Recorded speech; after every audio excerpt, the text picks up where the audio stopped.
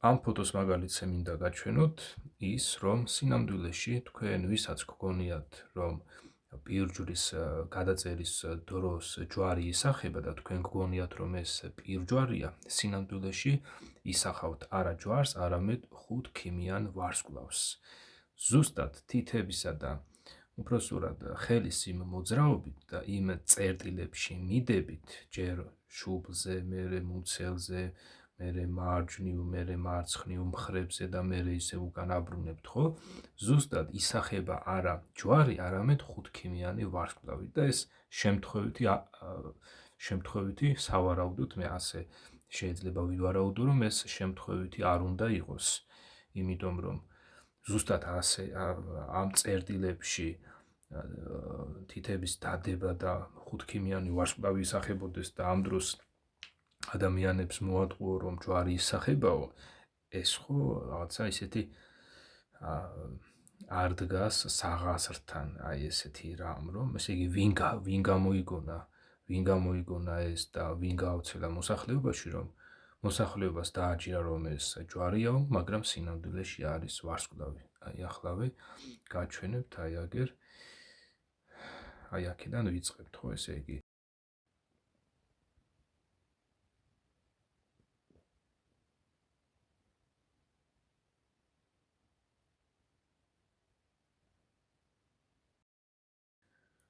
მოკლედ დაახლოებით მიხვდით, რაშიც არის საქმე, ახლა თლათ იდეალური თლათ ზუსტი შეიძლება არ გავამივიდეს, მაგრამ არც ისეთი ამცდარია ვთქვათ ეს იმ წერტილებში და ასე თუ ისე ჩანს, რომ აი ხუთქიმიანი ვარსკვლავი ისახება ამ დროს და მაინც აი ვინ მოიფიქრა ზუსტად ეს კომბინაცია, რომ აი ჯერ ქვემოდან რო წამოიღებ თითებს, ჯერ უნდა მიიდო შუბლზე, მერე უნდა მიიდო მუცელზე, მერე მარჯვენა მხარზე, მერე მარცხენა მხარზე და მერე ისე უნდა დააბრუნო, ხო? ნუ ეს ჩვეულებრივად ისედაც დააბრუნებ, ახლა და შეიძლება მაგ დროს ამაზე არც ფიქრობ და არც დააბრუნო და სადღაც რაღაცა მოიფხანოს, სიტყვაზე ვიძახი, ან რაღაცა საგანი აიღო მაგ დროს და ესე იგი ზუსტად ეს ვარსკვლავი ესე არ შეიკრას, მაგრამ სტანდარტულად რომ ვთქვათ, ადამიანი რომელიც დგას და გონია რომ პირჯვარს იწერს და ჯერ მიიდო შუბლზე, ეს ერთი ხაზი გაევლო, მერე მიიდო მუცელზე, მეორე ხაზი, მერე მიიდო მარჯვენა მხარზე, მერე მიიდო მარცხენა მხარზე და მერე ისევ დააბრუნა თავის საწყის მდგომარეობაში, ხო? აი ასე იკვრება ეს ხუთქიმიანი ვარსკვლავი.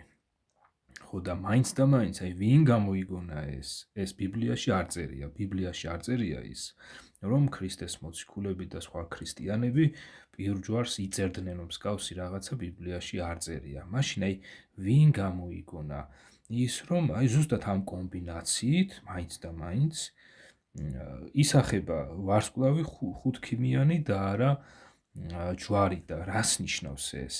ქრისტეს მოციქულები და სხვა დანარჩენი ქრისტიანები არც ჯვრის ფორმის საგნებს ატარებდნენ, ესე ყელზე არ ქონდათ ჩამოკიდებული და არც ბიბლიაში არც ის არის დაწერილი, რომ რაიმე ჟესტიკულაციით ან ჯვარს ისახავდნენ, ან მით უმეტეს ვარსკვლავს.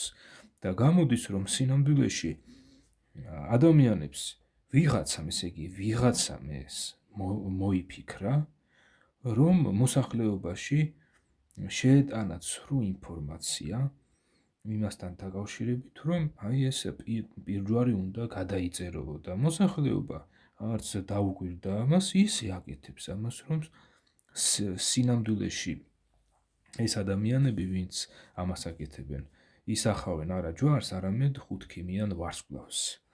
ისე რომ ბევრს ამაზე არც უფიქრია და მეც ადრე ამაზე არ მიფიქრია, ეს ძალიან ისე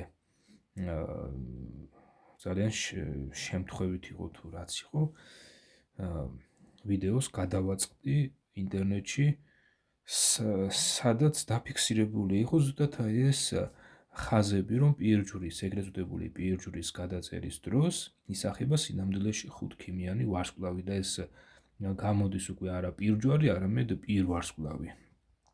პირვარსკვლავი და ახლა მე რაც ვიცი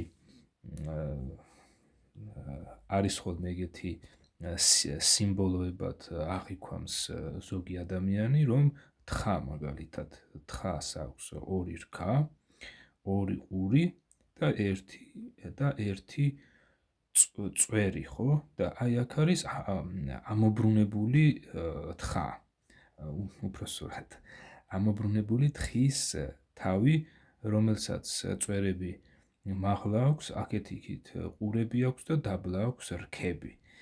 და აი ეს სიმბოლურად თუ ვიღაცამ დააკავშირა აი იმასთან, რომ უფალი რო ამბობს ხელ მარცხნივ დაიყენებს თხეებს, რომლებიც ქრისტეს არ ემორჩილებიან და ისინი საუკუნო სატანჯველში წავლენ, ადარებს რა უпроსტად ადარებს ცხვრებსა და თხეებს. ცხვრები არიან ის მორწმუნეები, ვინც ღმერთს უჯერებდა და უჯერებს, ხოლო თხები არიან აი ისინი, ვინც ღმერთს არ უჯერებს, ხო? და ამ თხებს და აი ასეთი ადამიანები ვერ შევლენ ღვთის სასუფეველშიო და მაინც საქართველოს მოსახლეობაში ვინმე ეს დასაცინად გააუცელა თავიდან, რომ აი და იცინოდა, რომ აი ქართველებიო თხას ისახავენო, ანუ ეს თხის თავს ისახავენ ამობრუნებულსო ამ კომბინაციითო, ეს დასაცინად გააუცელა თუ რაღაცა სხვა მიზნით. ახლა მე შეიძლება სხვადასხვა ვარიანტები შემოგთავაზოთ აი ახლა, ხო? სხვადასხვა ვარიანტები და ვიფიქროთ ახლა ან ეს იყო, ხო? ან ზოგადად ეს ხუთქიმიანი ვარსკვლავი რა არის ეს, ხო? ვის მიერ არის გამოგონილი? ზოგადად მე ქრისტეს სწავლებიდან ვიცი, რომ აი ამ სხვადასხვა ნიშან სიმბოლოებს ისეთი აზრი არ აქვს, ასე ვთქვათ, ახლა იქ რა გამოისახება რა, ამას სინამდვილეში აზრი არ აქვს და ის თხაც ჩვეულებრივი ცხოველია, უფალმა მხოლოდ ეს თხები და ცხვრები გამოიყენა როგორც მისანიშნებლად და ეს სამაგალითოდ რა, ასე ვთქვათ, თორემის ცხვრების და თხების ღმერთმა შექმნა და რქიანი არსებები რო არიან, ეს რქიანი ძროხა იქნება, კამეჩი იქნება, თხა იქნება თუ რაც იქნება, ისინი ღმერთის ქმნილებები არიან და ისინი არც ბოროტები არიან და არც ისეთის, ანუ მათ არა აქვთ არსში ეს რაღაცა ბოროტება, რომ აი თხა ბოროტია და თხა რაღაცა ეშმაკის ნიშნად დავსახოთ და რაღაცა და რაღაცა არა. რომ ამბობენ ხოლმე, რომ ეშმაკს რქები აქვს, ეგეც სიცრუეა მსგავსი რამ ბიბლიაში არ არის, რომ ეშმაკს რაღაცა წითელი რქები აქვს და რაღაცა კუდი და რაღაცეები რა, მოკლედ ეს ყველაფერი არის სიცრუე.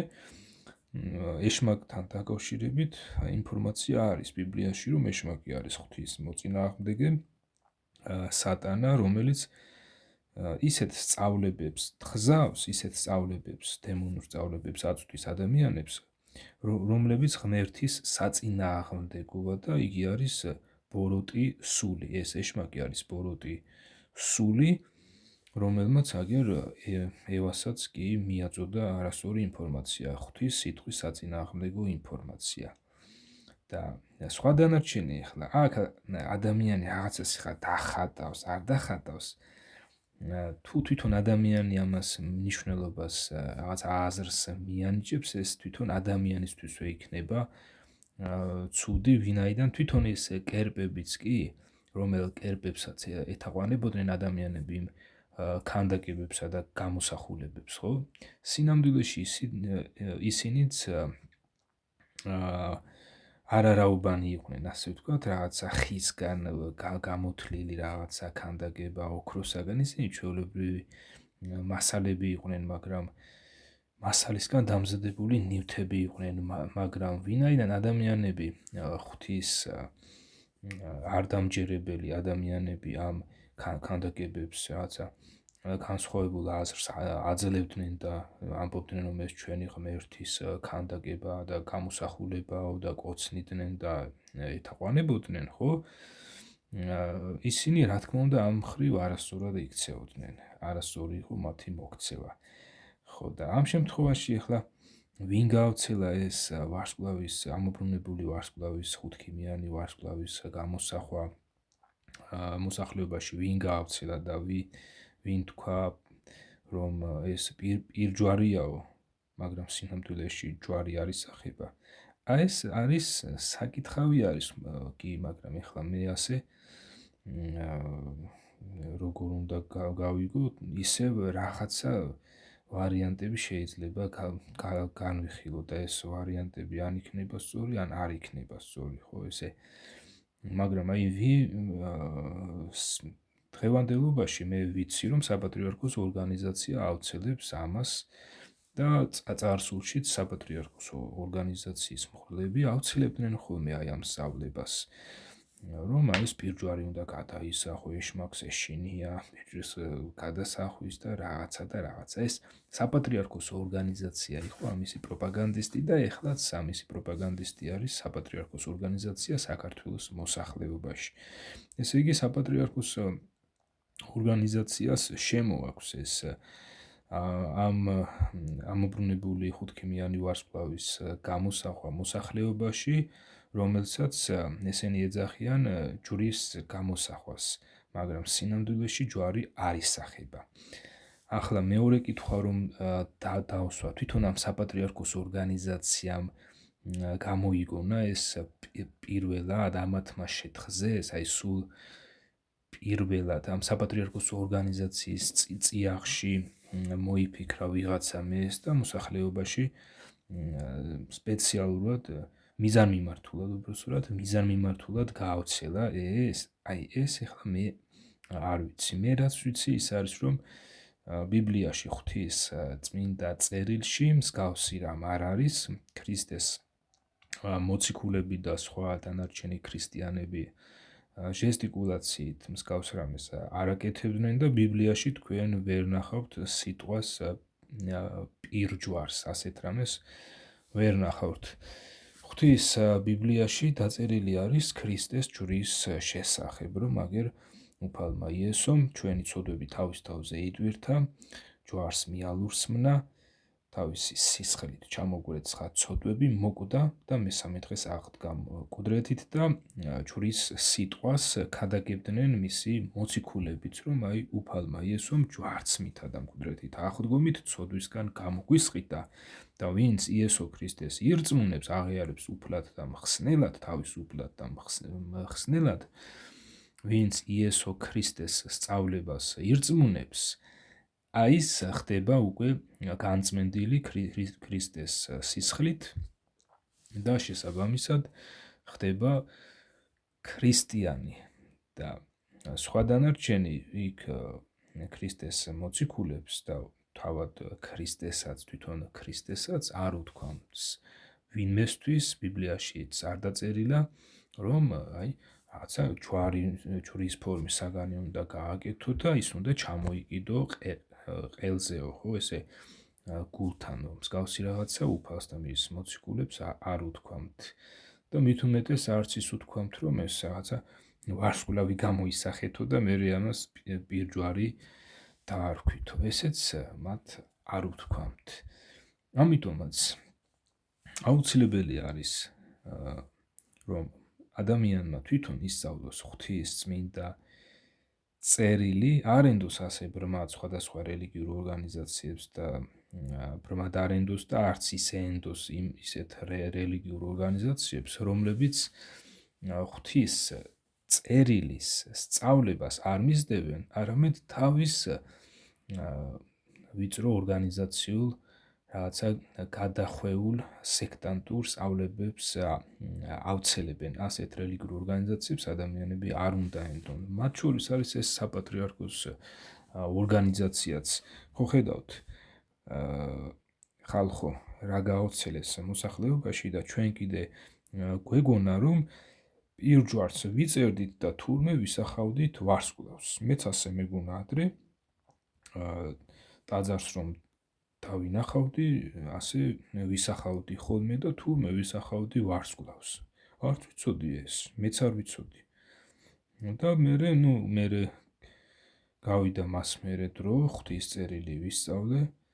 მადლობა ღმერთს თავისი წერილისთვის, რომ მან მომცა შესაძლებლობა, შეიძლება იმისა, რომ ეს წერილი წამიკითხა, შემესწავლა და გამიგო ის, რომ საერთოდ ეს საპატრიარქოს ორგანიზაცია და მისი მღვდლები საერთოდ ღმერთს არ დაუდგენია და არც სხვა ვინმე რომელიმე რელიგიური ორგანიზაცია დაუდგენია უფალს იმისათვის, რომ მან გვიშვამდგომლოს უფალთან. არამედ უფალმა იესომ თავისი ეკლესია, ეს ქრისტიანთა კრებული დააფუძნა და მათ უთხრა, უბრძანა მათ თავის მოციქულებს, რომ ქრისტეს სახარების სიტყვა, სახარება, ეს სწავლება გაევრცელებინათ მოსახლეობაში და შემდგომ უკვე უფალმა იესომ თავის ეკლესიას, თავის ქრისტიანებს, ესე იგი, წერილობით დააწერინა თავისი სწავლება, რათა ჩვენამდე ასე მოსულიყო და ვინც დღეს ქრისტეს სულით აღძრული ქრისტეს ეკლესიის ხელით დაწერილ წერილს წაიკითხავს და დაწერილს ირწმუნებს, ასეთი მორწმუნე ქრისტეს ეკლესიას უერთდება და ქრისტეს ეკლესიასთან ერთად ხდება იესო ქრისტეს ზიარი, თანაზიარი, ესე იგი, ხო. და ეხლა ეს რომ ადამიანმა გაიგოს, ამისთვის აუცილებელი არის ის, რომ ისწავლოს ღვთის წერილი და არ ენდოს ამ სხვადასხვა რელიგიურ ორგანიზაციებს, რომლებიც ამბობენ, რომ ეს რაღაცა ჟესტიკულაცია უნდა გააკეთო, პირჯვარი უნდა გადაიწერო და სინამდვილეში აგერ თქვენ ხედავთ იმას, რომ აქ ჯვარი არ ისახება, აქ ისახება ხუთქიმიანი ვარსკვლავი. ასე რომ გისურვებთ იმას, რომ თქვენ თვითონ ღვთის წერილი ისწავლოთ და არ ენდოთ ამ სხვადასხვა რელიგიურ ორგანიზაციებს, რომლებიც ამბობენ, რომ ჩვენ მართლმადიდებლები ვართ და როგორი დასახელებაა მიგიზიდავს, ხო, ეხლა გენდომება შენ, რომ სიცრუის მადიდებელი, ხო? არ გენდომება, ხო? და მართლმადიდებელი ვარ, რა კაი რამეა. მოდი მეც მართლმადიდებელი ვიქნები. ჩვენ ქართველები მართლმადიდებლები ვართ. ვიღაცა ამბობს, ბატონი იზორია ამბობდა ამას, რომ ჩვენ ქართველები მართლმადიდებლები ვართო და ამ დროს ამ კაცს ღვთის წერილი თავიდან ბოლომდე მინიმუმ წაკითხული თუ აქვს, თავიდან ბოლომდე მოყოლებული, დაბადებიდან გაგრძელებული და დამთავრებული იოანეს გამოცხადებამდე და გამოცხადების ჩათვლით უბრალოდ დამთავრებული არა. ხო. და ამ დროს საქართველოში ქართველები არიან ისეთები, რომლებიც ისევ მისდევენ იმ იახსარს, კოპალას, ამ სხვადასხვა მთის წარმართულ ჩვეულებებს და ამ დროს რა ესენი ქართველები არ არიან და ეს მუსლიმებზე ჰქონდა მას ლაპარაკი და ხო, მუსლიმების თავისი ისტორია აქვთ საქართველოში ადრე მთელი ისინი იყო. მუსლიმები ესეოდნენ ქართულ მოსახლეობას და ძალითაც ამუსულმანებდნენ ვარის ასეთი გადმოცემები და მათი შთამომავლები დღეს, ვინც მუსლიმები არიან, მათ უღალატესო მამბაბისეულ რწმენასო. მაგრამ საქმე იმაშია, რომ ქართველები ისედაც ადრევე სანამ ქრისტეს სახელი გაჟღერდებოდა საქართველოში, მანამდე იყვნენ წარმართები და საქართველოს ისტორიაში არის მოხსენებული ეს კაცი, გაიმი, ეს არმაზის კერპები და დღესაც კი არიან ადამიანები, რომ სჯერათ ამ იახსრისა და ეს წარმართულ ძველ წეს ჩვეულებებს მაინც მისდევენ და ისინი ხო ქართველები არიან ისინიც. ამიტომ ბატონი იზორია უნდა დაფიქრდეს აი ამაზე და რა ხდება საერთოდ თუ ადამიანება არ გამოიძიეს და ასე ბრმად გაყვნენ რაღაცა ჭორებს, რომ აი პირჯვარი უნდა გადაისახო ეკლესიასთან რომ გაივლიო, ტაძართან რომ გაივლიო, ეკლესიასაც ეძახიან ამ ტაძრებს და სინამდვილეში სიტყვა ეკლესიაც კი ზოგმა ადამიანმა არ იცის რას ნიშნავს და ჰგონიათ რომ ეს ეკლესია არის შენობის სახელი, ხო? მაგრამ სინამდვილეში ეს ასე არ არის. ეკლესია ბერძნული სიტყვა და ქართულად ნიშნავს სახალხო კრებას, ესე იგი თვითონ შეკრებილებს იმ ადამიანებს, ვინც ერთ ადგილას იკრიბება, თქვათ, აი დაძახებულზე, ხო? ვიღაცამ დაუძახა და შეიკრიბნენ. თვითონ ადამიანებს ეწოდება. ხო და ეს უნდა ადამიანებმა ეს უნდა ისწავლონ, თუ უნდათ რომ, ესე იგი ღვთის წერილი უნდა ისწავლოს ადამიანმა, თუ მას სურს რომ ღმერთის სწავლება ისწავლოს და არ ქონდეს არ იდგეს არასწორ გზაზე, ისეთ გზაზე, რომელიც ღმერთისგან არ იქნება მოწონებული.